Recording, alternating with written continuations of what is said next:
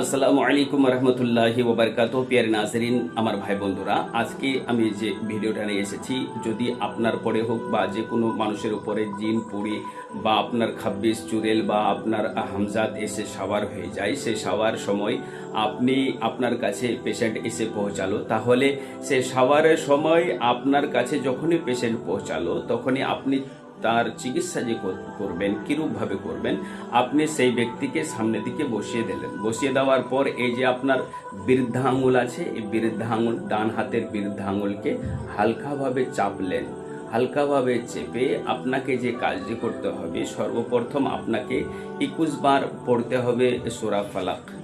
21 বার সূরা ফালাক পড়ার পর আবার ফু মেরে দিলেন, করে ফু মেরে দিলেন তার শরীরে ফু মেরে দেওয়ার পর আবার 21 বার পড়বেন সূরা নাস, যেটা আপনি কুল আউযু বিরাব্বিন নাস মালিকিন নাস ইলাহিন নাস, এই সূরাটা পড়েন। 21 বার পড়ার পরে আবার ফু মেরে দিলেন। ফু মেরে দেওয়ার পর আঙুলে ফুক মারবেন না, তার শরীরের মধ্যে ফু মেরে দেবেন। শরীরের মধ্যে ফু মেরে দেওয়ার পর আয়াতুল কুরসি আপনাকে একবার পড়তে হবে। সেই আয়াতুল কুরসি যখন আপনি পড়তে পড়তে আপনি ইউদহু হিফজুহুমা শব্দটা আসবে, সেখানে 3 বার আপনাকে ইউদহু হিফজুহুমা শব্দটা আপনাকে বলতে হবে। বলার পরে আপনি ফু মেরে দেবেন। ফু মেরে দেওয়ার পর তার শরীরে ফু মেরে দেওয়ার পর দেখবেন সেই ব্যক্তি আপনার সঙ্গে কথা বলবে, জিন আপনার সঙ্গে কথা বলবে।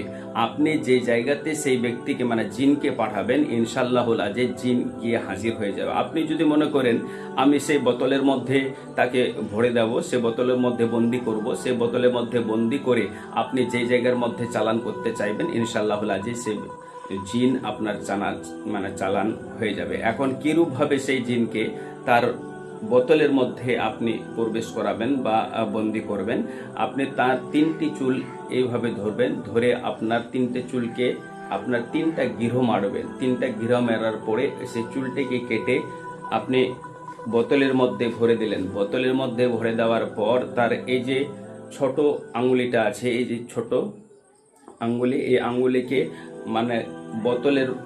বোতলের মুখের মধ্যে ভরে দিবেন। ভরে দেওয়ার পর হালকা করে দাববেন। দাবার পরে যখনই বলবেন যে বোতলের মধ্যে ভরে যাও, বোতলের মধ্যে ঢুকো, বোতলের মধ্যে ঢুকো, যখনই এই কথা বলবেন দেখবেন ইনশাআল্লাহুল আজিজ সে বোতলের মধ্যে প্রবেশ হয়ে যাবে। বলবে যে হ্যাঁ আমি ঢুকে গেছি, তখন আপনি সেই ঝাঁপকে লাগিয়ে দিলেন।